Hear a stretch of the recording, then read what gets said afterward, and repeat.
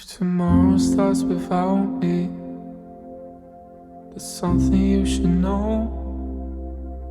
While I hold you close, never let you go. Hello and welcome to The Broken Pack, a podcast focused on giving sibling loss survivors a platform to share their stories and to be heard, something that many sibling loss survivors state that they never have had. Sibling loss is misunderstood. The Broken Pack exists to change that and to support survivors. I'm your host, Dr. Angela Dean.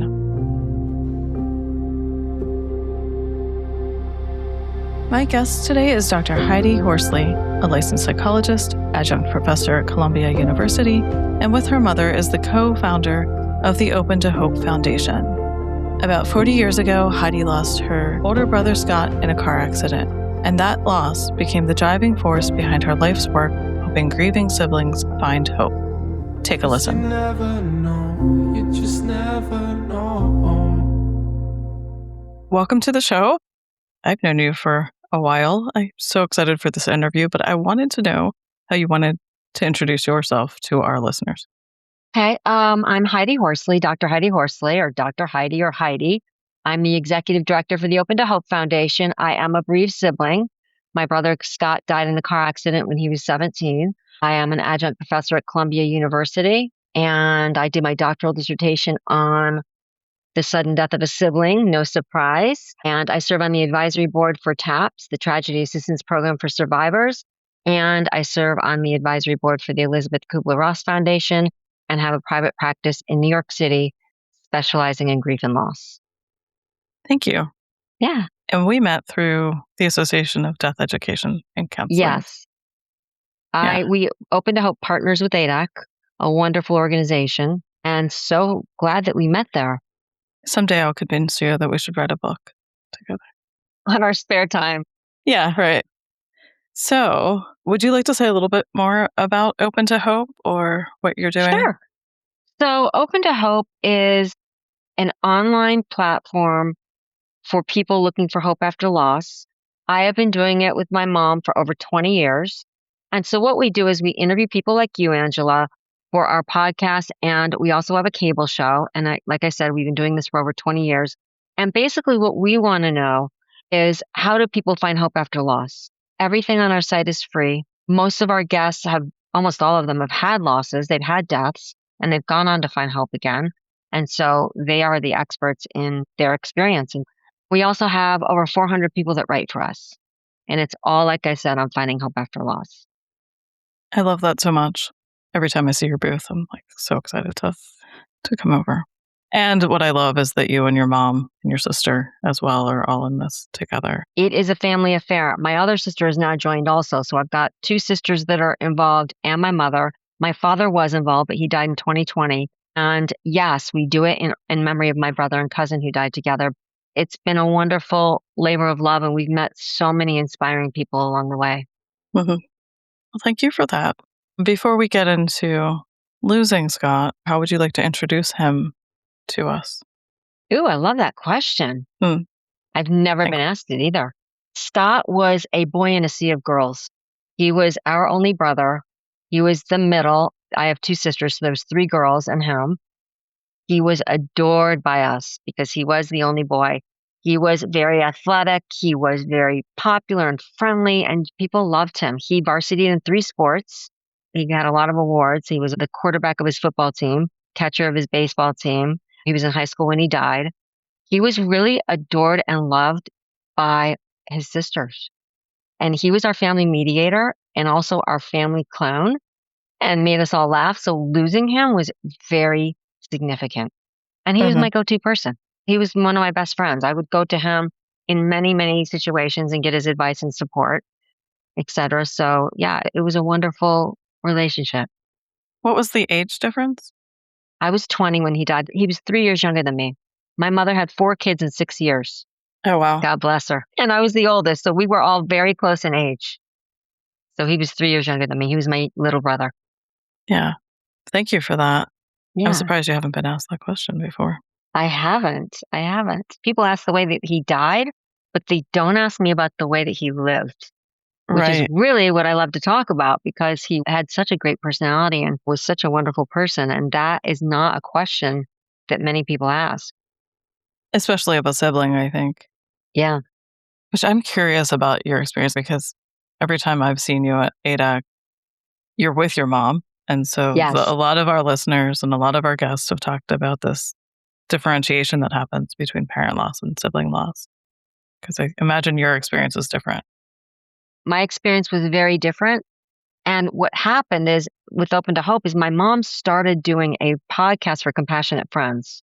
It was radio then because this is over 20 years ago.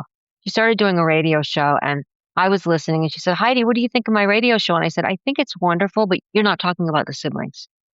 Our voice is not heard. And once again, we're being unacknowledged and disenfranchised. And she said, okay, come on and be my co-host then. So that's how we got started.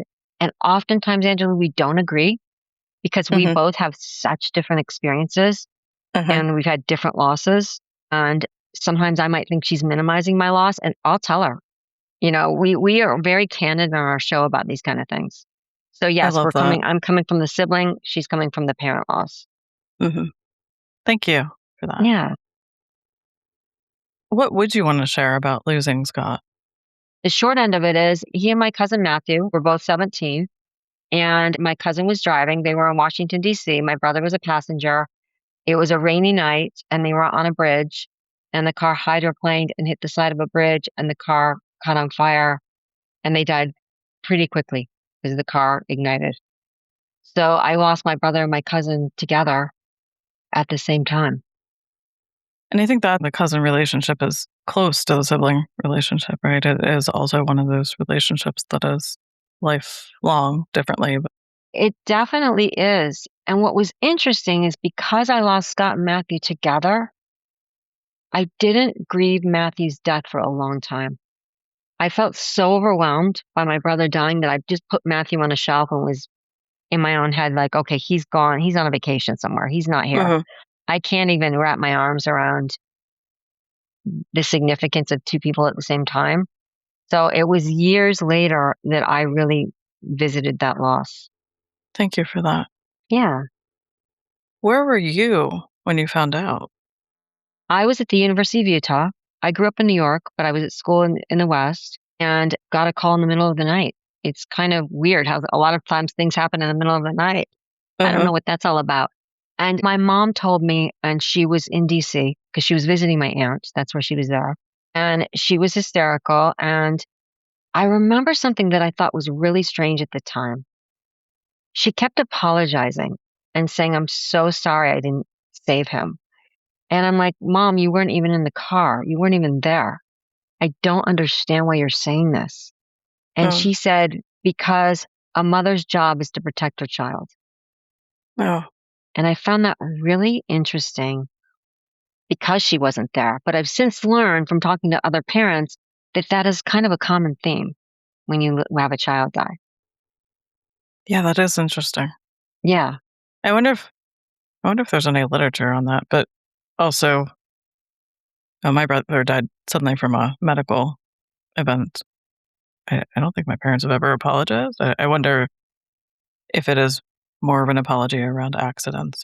Yeah, and it would be interesting to see if your parents, tricky to ask them, but if they had any thoughts of maybe we should have done more, maybe we should have saved them, even though they couldn't, kind of like magical thinking.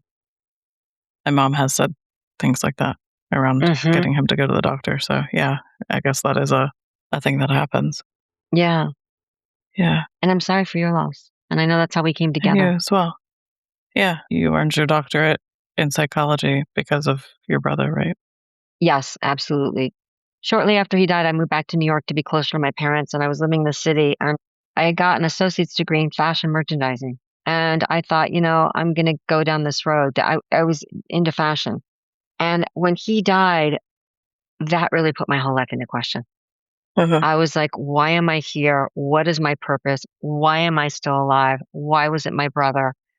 What's the meaning of life? And I ended up dropping out of college, moving to Southern California from New York, living there for 3 years and taking a really big existential journey. I ended up working at Nordstrom to make money, but I was there to figure out why I was still here and what my purpose was. It was a long journey. It was a long journey to figure it out. It took 3 years, and after that, I was still trying to figure it out. During that time, I went on a program called Outward Bound. I don't know if you've ever heard about it. I've heard of it. I don't know much about it. It's kind of a wilderness survival program. Oh. So my brother was supposed to go, but he had died. He had been the year before and loved it. So I took his place. And he was very athletic, and I'm not.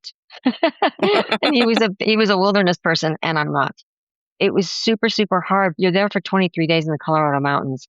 Everything on your back is what you have. You're staying out in the wilderness. During that time, they have a 3-day solo, which was amazing because I just kept thinking about, why am I here? What is my meaning? And during that time, my dad had given me a book called Man's Search for Meaning, which I'm sure you've heard about. And it's basically, the story of how Viktor Frankl not only survives the Holocaust, but ends up writing a book about it and thriving, despite the fact that most of his family and friends die. And he says while he's in the camps, I need to find a will to live. If I don't find purpose, I'm not going to make it. And he quotes Nietzsche as saying, he who has a why to live can bear with almost any how. In other words, if we know why we're here, and you know this, Angela, because you have a major purpose now. If we know why we're here, we're going to be able to get through the everyday. And some of us out there don't yet know why. And it took me a while to figure it out. But I realized 2 things from that book. One is I needed to find my why.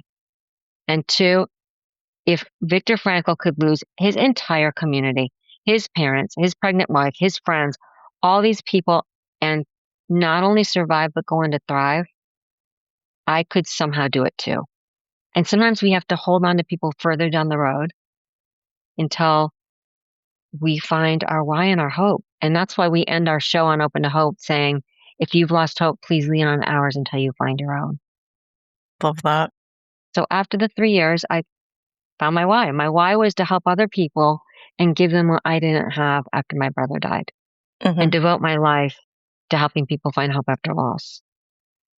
And that's what I've done. And, from there, I just went back to school. I left California, went back to school and got my graduate degrees. And here I am. As I was reviewing for this episode, and I saw all of your degrees after you have the doctorate, and then you went on to get multiple other master's degrees. I did. So. And everything was I was so focused. Before Scott died, I was a solid D student, literally. After he died, I was like, wait a minute, I'm not just going to school to get a piece of paper. I'm going to school to give back and help others get through the worst losses of their lives. So it took on a different meaning and a purpose. Yes, I went on to get 2 masters and a doctorate, and everything I did was about learning. I was an expert on my lived experience, but I wanted to learn as much as I could professionally about how to help people who had traumatic losses. So everything was focused. I did as much as I could in that. I took as many classes as I could. There's not a lot of classes to take. Absolutely. All my internships were focused on, give me all the grief and loss cases. And people in my internships would say, really? Yeah, you want them? I'm saying, yeah, I want them. I want to learn as much as I can about how to help people. Can you say more about meaning and purpose? I know I've talked about it on here and being mentored at PI with Dr. Bob Niemeyer. So love him. I know you know as well. Not a better person to do that.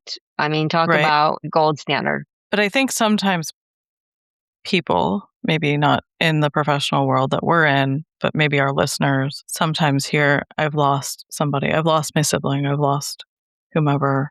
And there's a pressure if you hear meaning and purpose.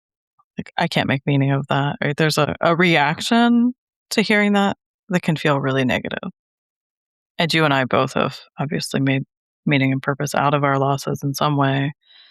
So I'm wondering what you would tell someone that's having that reaction. I would say, one is sometimes people feel overwhelmed because they're like, I'm trying to survive here. I get that because I've been in that space. And you can do things that are small. I think one of the main reasons I'm on the earth is to keep my brother's memory alive. And I say that to siblings all the time. We know things about our siblings no one knows. We had a shared history. Yeah. We grew up together. So pass those stories down to the next generation, to friends that didn't know them. That's part of why we're here, I think. And my kids know my brother, even though they've never met him. because I'm constantly sharing stories about our sibling relationship with them and about him.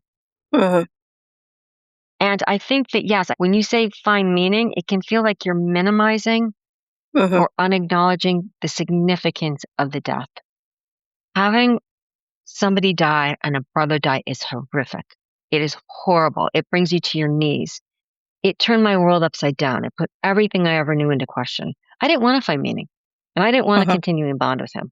I wanted him here in the room, now alive. So it took me a long time to say, Heidi, plan A is not going to happen. It's not going to happen. And people would say to me, Heidi, he wants you to be happy and he wouldn't want this. And I got that. My mind got that. But your heart sometimes takes a while to catch up with your brain and your mind. It took me a while to really live my best life and to find hope again. So I understand initially those kind of words, meaning, purpose, continuing bonds, are hard to wrap your arms around.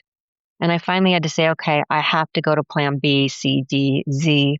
I can't have him here, but I can honor his memory by living my best life. And I can still have a connection with him and still think about, Scott, what would you say if you were here? And how, sometimes I call on him and just in my head and say, give me strength, or tell me, what would you be doing if you were here? What advice would you give me? We have conversations and I imagine what he would say to me.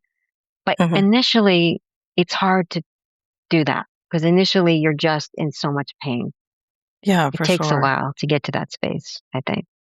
It sounds like even that trip, you said you weren't an outdoors person and you weren't athletic, was some of learning more about him in his element. Yeah, I never thought about that, but it was. It was a very painful time for me because it was very, very difficult. When my brother died, I wanted my life to reflect how I was feeling on the inside. When he died, it was April and it was a beautiful day. And it was sunny and it was gorgeous and I was outside. I didn't want that. I wanted it to be raining and storming and, horrendous. So going on Outward Bound and having the elements and having bad weather and good weather and having a harsh environment fit where I was internally. It was really, really physically hard. And it was also it was even more emotionally hard because I was grieving his death. And I could grieve openly and people thought, oh, she's sad because this is a hard mountain to climb. It was a hard mountain to climb, but not in the physical sense. It was the emotional mountain I was climbing to learn how to live my life without one of the most important people in it. I love that insight and that metaphor, right? The mountain to climb. There was a business coaching trip when I decided I was going to develop the Broken Pack into what it is now, but also what it will be. And I was climbing a mountain and I just wasn't sobbing. And people were like, oh, it's really hard. I had the same. Like it was because I was really out of shape, but also I got to the top and I was like, I couldn't have done this without my brother. Yeah, isn't that amazing? I had the same experience. There were times on Outward Bound where I was like, I can't do this. And I would just channel his memory and his strength and it would push me through. Yeah. How do you feel his presence now? It's been 20 years? It's been 40 years. 40 years. I'm sorry. And people freak out about that. Making you much younger. I love that. I love that, Angela. People freak out about that. They're like, oh my God. But I'm like, but I'm here as an anchor saying I'm further down the road. I'm here for people that are not as far down the road to hold on to because we need people that are further down the road. And that being said, I think one of the things I've learned the most and I've been most surprised about is how his death still impacts me today. I'm shocked. Not always in negative ways because I've had a lot of post-traumatic growth, but sometimes I'll get overwhelmed by something and I'll be surprised. I'll be like, wow, I can still be brought to my knees about this. The difference is now when I'm brought to my knees, I recover very quickly. Back in the day when I would be brought to my knees, it would wreck me for days. What has surprised you recently about how the loss has impacted you? Okay, great example. The other day I went and saw Wicked. The second Wicked, okay, with my daughter. And that song at the end, because I knew you, I've been changed for the better. And I've been changed for good. I was in my head with my brother. because he has changed me for the better and for the good. And I was right there with him and I was reviewing all the memories with him. And I was like, wow, this is really hitting me. And I was crying, etc., and trying not to really lose it in the movie theater. But I was surprised that I could go to that level of grief in my heart still. Yeah. I love how you said having people down the road has been helpful. Right before we started recording, I shared with you that I haven't released a lot of episodes in the last year because the 5-year anniversary was last year and it was hard. And so what I did do was look to all of you that are down the road ahead, like how that's really hard, inspiring Angela. that can be. 5 years is not that long. I know. When you think you're going to have your brother in your life until you're 85 years old or longer. Exactly. Yeah. You know, it's not that long. I mean, my grandparents outlived my brother, 2 of them. So, you know, we think in life that we're going to have all these milestones. You thought, you know, you're going to grow old with your brother. You might have kids with them. You might go to their weddings and their graduations and all these monumental events that are going to happen. And every time there is a family reunion, a family birthday, a family get together, he is not there. Right. And I'm always aware of that. I never forget about that. It always tugs at my heart because I'm like, he won't be here physically. I want to think that he's here in other ways, but he's not here physically, which is tough. So my heart goes out to you. Oh, thank you. That's it. Yeah. You said at the beginning that he had all of these roles, right? He kept the family together and the mediator, the clown. Yes, he was funny. He was very funny. And, you know, my sister and I fought a lot. One of my sister and I are very close now. We all got very close when he died. But she is 16 months younger than me, and we were very close in age, and we fought growing up a lot. And he mediated all that. So, you know, he'd be like, you guys stop, you know, calm down. You know? And so, you know, to have the mediator gone, it's like, okay, what are we going to do now? We got to figure this relationship out. I mean, are we going to keep doing this? I mean, siblings are here, but we can't count on them always to be here. Which is something that, unfortunately, most of our listeners will understand. Right. How did you navigate those family dynamics? What did that look like? We had to really figure out who we were without him in the room. It's kind of like without him in our family. My dad was not an athletic big guy, and my brother was. So my brother, he would do all the physical stuff in the house. He put up the Christmas tree. He was very handy with everything. And so we had to figure out who was going to fill all those roles. I kept my maiden name because who keeps Heidi Horsley? Especially when they could have Heidi Redding. I mean, you know, I was teased my whole life about my last name and my first name, and people used to tease me. And then when my brother died, I'm like, well, I'm the oldest. I'm going to keep this name. So we all tried to fill roles that he played. You know, I tried to fill the last name role and the academic role, and my sister tried to fill the athletic role. We all came in. My other sister named her oldest son after my brother. We all tried to fill that void, and we filled a lot of it, and there was a lot of it that none of us could ever fill. We had to renegotiate, who are we without him? It's like having a table with 6 legs and you saw one off. The table falls over. It's not steady anymore. So it's a really big transition to have somebody die in the family and try to figure out, who is this family now? And it's an identity loss. Who was I? Who am I without a brother? Who was I? You know, I had to really wrap my arms around my own identity and create a new one. Because we create new normals. We can't go back to the normal. The old normal's gone. We have to figure out how to step into a new normal, as you know. Yeah. There's this idea, your sibling knew you so well. You have many siblings. They all know you differently. Absolutely. The day he died changed you in ways that he could never understand. So if he was here now, what would he still recognize about you, or what wouldn't he? Aside from, 40 years. I love this. There's a lot of things. And even initially, I changed a lot when he died. I love people. I like being fun still. And I like, kind of being an optimistic person, etc. I think he would be shocked how academic I am and how I really threw myself into school, because that was not something I ever did. My nickname in high school was Airhead02. They used to call me that. So I That's think what terrible. happened, I know, right? I think what happened when he died is I was like, life is much shorter than I thought. I need to take my life seriously, because I'm not.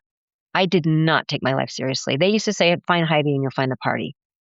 I mean, I was so carefree, without a care. And I realized, wait a minute, Heidi, life is short. What kind of mark do you want to leave on the world? What do you want to leave? You need to get more serious about why you're here. And so that happened pretty quickly after he died, which is why I left and went to California to figure out my why. And people wanted the old Heidi back. I was in a sorority. I got the honor pledge, which is like the one with the most school spirit. I was that girl, and I wasn't anymore. None of my friends had ever had a sibling die. I didn't know anybody my age that had a brother or sister die. And when I went back to school, people were like, what happened to you? When are you going to come back and act normal? Like the way you used to act. And I'm like, that person isn't here anymore. I mean, I'm trying to figure out who I am now, you know? And that's why I had to leave school altogether, because there was a lot of pressure on me at that point to go back to the way I used to be. And I really needed to figure out, who am I now? Who am I now without Scott on the earth? It's a painful process to It is. realize. Yeah. It is. And you don't go and have this existential journey and all of a sudden go, okay, I've got it all figured out. Grief is in waves. You'll be doing well, maybe for a certain period of time. It could be an hour, it could be a day, and something will happen. It'll knock you to the ground. And you're like, wait a minute, I didn't realize, and it'll bring you to your knees and you'll say, wait a minute, I thought I was going forward. You go forward and you go back and you go forward and you go back. It's complicated and it's confusing. And sometimes initially I was like, I'm going crazy. I don't know who I am. I don't recognize myself. It really is a journey. Certainly is.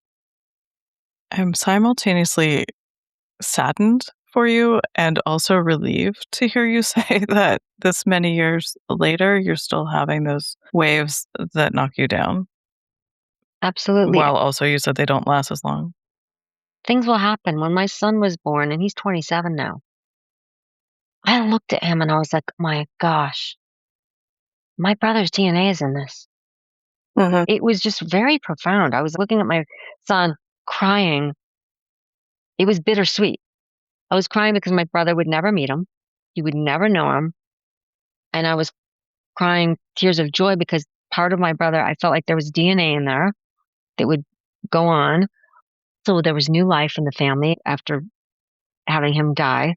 So that was amazing. So it was a bittersweet moment. And, you know, my brother has had such an impact on so many of the decisions I've made in my life.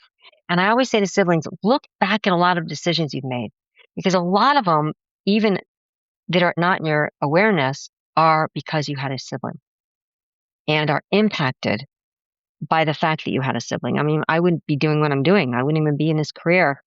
I had a child, I had a son that was wonderful. We were living in New York City at the time and, you know, in an apartment. So you're not living in a big space. And I said to my husband, we have to give, you know, Aristotle a sibling. And my husband said, well, why? Because I was having fertility issues. And so he was like, this is great. One kid is wonderful. I'd had 2 miscarriages. Let's stop. And I said, Marcus, my life has been really impacted by the death of my brother. Come hell or high water, my son is getting a sibling. Now, if my brother had never died, I would have probably had 1 child. So in 2006, my sister and I flew to China and we adopted daughters so that our sons could have sisters. And that was influenced by the fact that we had a brother on the earth. And now my daughter's just had her gotcha day, January 8th, 20 years. I adopted her 20 years ago at the age of 1. And watching my kids grow up was amazing because it was bittersweet. Again, I would see them connecting and hugging each other and playing and doing all the sibling stuff you do, the good, the bad, the everything. And it would bring back memories of my relationship with my brother. Yeah. So there's all these milestones that just bring it right back as if it happened, you know, as if, wow, you're right there in it. My aunt said something. I was younger. My brother obviously died not as long ago, and I only have one child. But my aunt said something. There were 4 of them, and my dad's brother, her brother, was murdered in Italy before they came here. And so my dad, a sibling loss survivor, which I never really thought much about, or until my own brother died, selfishly, I guess. But my aunt always said, because my dad and mom had us too, and then the 2 sisters had 3 kids each. My aunt always said she always wanted to make sure that she had more than 2 children in case they lost one of a sibling. So it's interesting, that perspective that you also had similarly. Yeah, I wanted my son to experience the sibling bond, but I've heard that, Angela. And also, I've heard siblings say I wanted 3 because one might die. And I also had a friend that's had a sibling that was a sick baby, a sibling that died when he was a baby, and she only wanted 1 because she was worried that she had a daughter. She was worried that if she had a son, he might die. It was interesting. It's just interesting the way a sibling death impacts our decision making and what we're thinking in our heads, right? And it also impacts the way we parent. Yes. They talk a lot about, when a parent has a child die, it impacts the way they parent the other kids. But very little is spoken about the fact that when you have a sibling die, you parent your own kids differently. Right. And it might not even be in your awareness because the world looks different.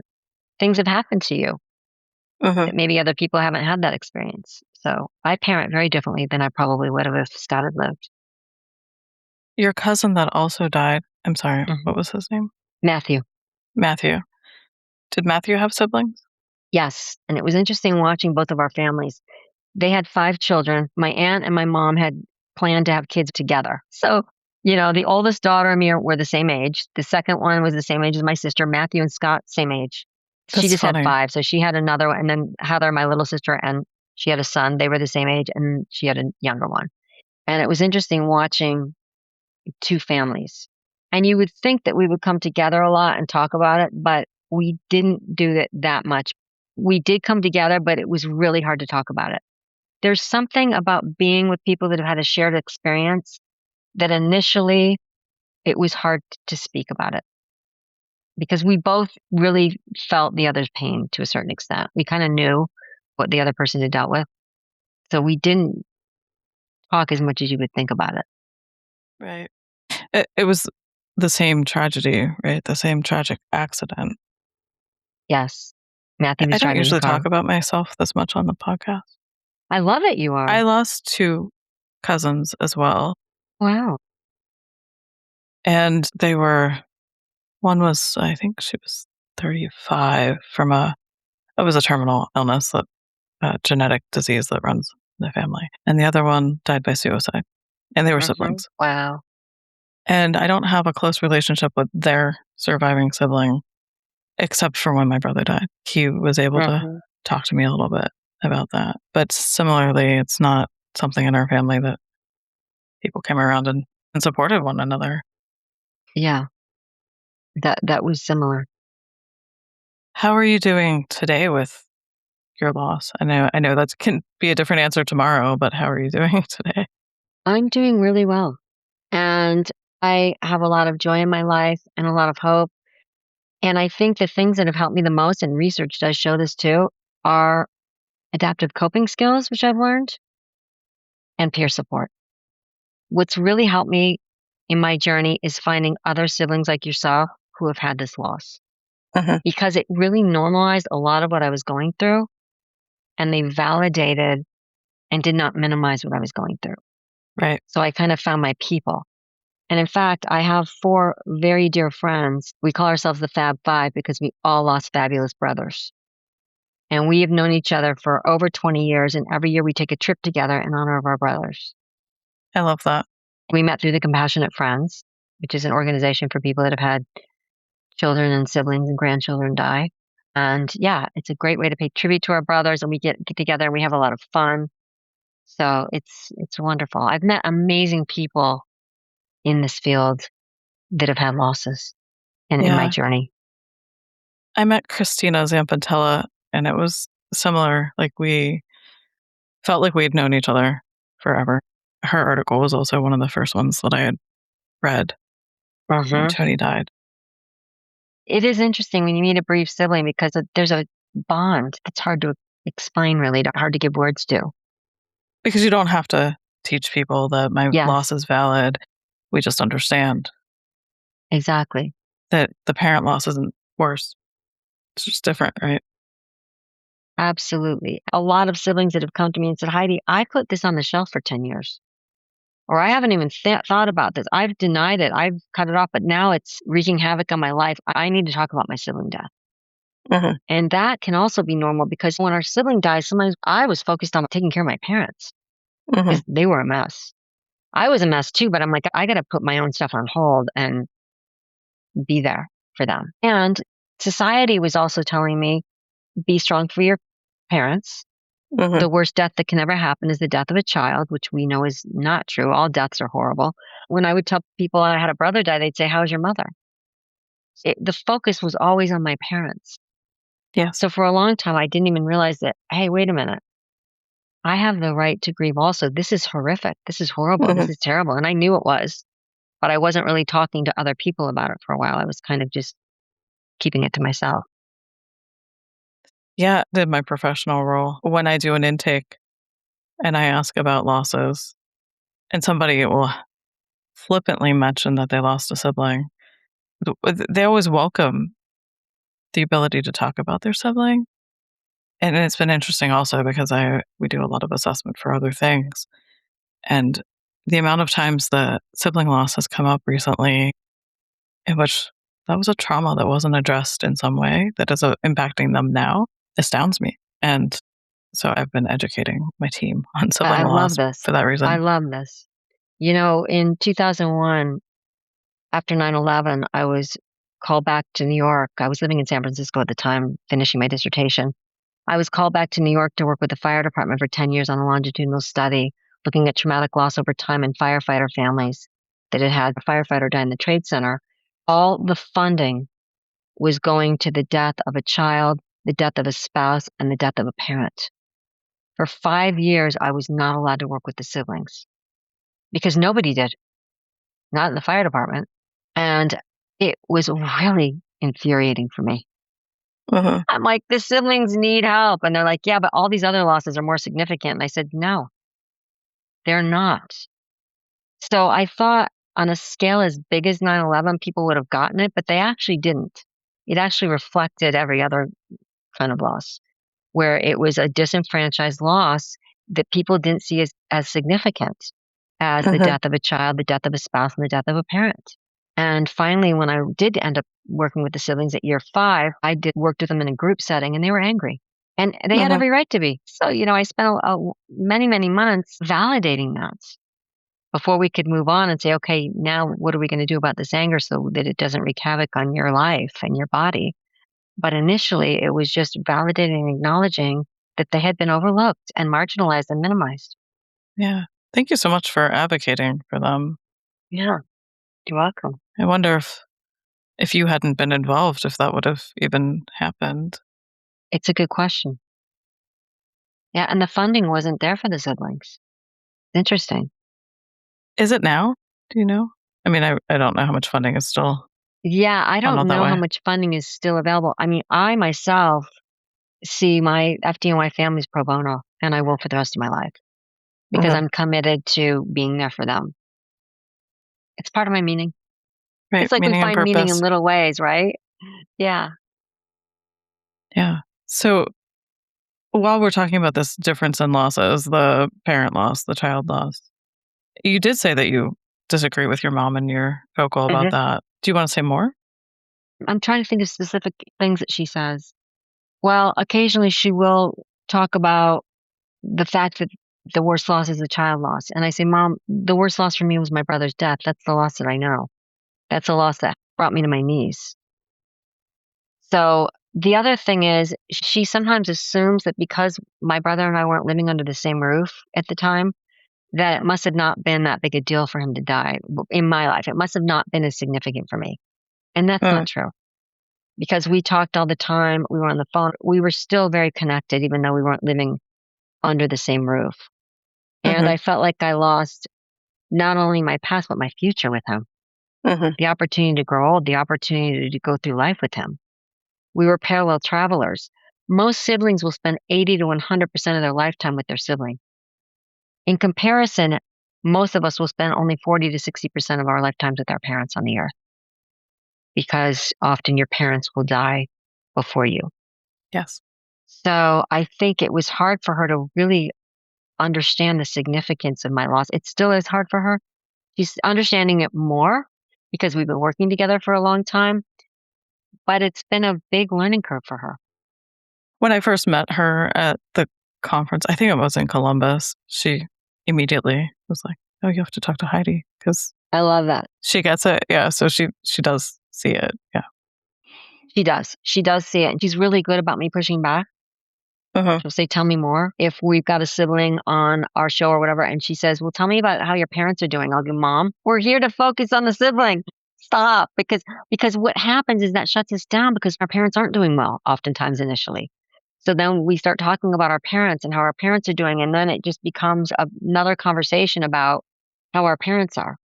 One of the first interviews, I had a guest host interview me. In hindsight, he's a friend, but doesn't have a sibling. I don't know why I chose him, other than he had a podcast, to interview me. And he was astounded that people will ask about how your parents doing. And I said to him, I would love that answer to be better, but I'm also here. It's really hard to say something, as you said, when you're asked that question. I'm interviewing the author of a book called Were You Close? I like And that. yeah, you should read the book. Yeah, I like that title. And the very first part of the book, she talks about this question, like your mom assumed you weren't living under the same roof, that you weren't close, or Right. and that's just such a bizarre question. I know that I'm guilty of asking that in my intakes at time to time when people are talking about who they lost or their parents or how close was your relationship. We can't quantify that? What does that even mean? But it's not always for other people to know or judge. And so I think to your point of you weren't living in the same house, but you have all of these memories. You had this whole expectation in this lifetime of what your life was supposed to be like with all of your siblings here, not only your Exactly. And sisters. the other thing is, for those that had ambivalent relationships, those are sometimes the hardest to work through after someone dies. Right. Those are some of the most emotional because there's no time on earth to have a different relationship. Right. Our relationships transform and change as we age. I mean, my sister, if she had died in high school, that would have been a very difficult relationship for me to unpack because we didn't get along. We didn't get along until I was out of the house, till I was an adult. And thankfully, she didn't die because I've had a lifetime to work through our relationship and we're best friends now. But that wasn't always the case. So I have a lot of siblings that'll come to me and say, "I didn't have a good relationship and I don't know how to deal with this now. I have regrets or guilt." Right. But there are ways to work through that in therapy. I want to make sure our listeners know that. But it's not in the same way that you can if the person is physically here. And yeah, so these questions that people ask any griever, and I think sometimes siblings, it just feels safer to ask the obnoxious question. Like, Exactly. we're not going to ask the grieving parent, like, were you close to your child? That we're just not going to do that. Well, I read a poem once, which was really great. It said, "Were you close?" And the person said, "Yes, but we didn't know it then." So in other words, sometimes when someone dies, you realize all the roles they played in your life. It might even be that they were devil's advocate or that you tried different hats on with them or that you debated with them or that you fought with them, but you realize all the roles once they're not here anymore. You're like, wow, they had a much more significant impact than I even realized. Yes. Did you learn that about your brother? Absolutely. Yes. I realized all the roles he played when he was no longer here. Yeah. One of the things about sibling loss, which is complicated, is sibling relationships are complicated. Yes. Because these are people in our family and they're safe people, we take liberty with them we might not take with our friends. We might argue with them more. We might push back more. We might try different roles on. They're our best friends. They're our arch enemies. They're our playmates. There are people that we fight with all in the same day. Yes. They play many, many roles. It's extremely complicated. A lot of siblings I know, including myself, the last thing I said to my brother was not, I love you. It was just, hey, see you later.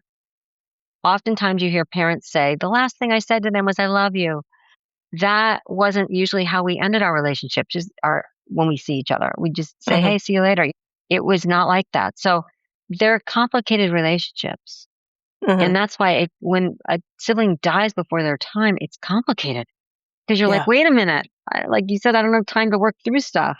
I don't have time to tell them things I might want to have told them. I love you so much, etc. And you're not expecting it. You're blindsided. You just do not expect a sibling to die. You expect to grow old with them. Yeah, thank you for that.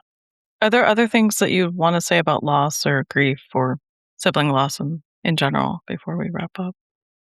I think sometimes people are really afraid that they're going to forget. They're going to forget the person as time goes on. They're going to forget what they look like, how they acted. I find that the more the years go by, I have more memories because we remember in picture form. So, Angela, when you go into pictures of your brother, of memories of film of your brother, you and your brother growing up, I'm guessing that you become very upset and sad, and the grief can be overwhelming.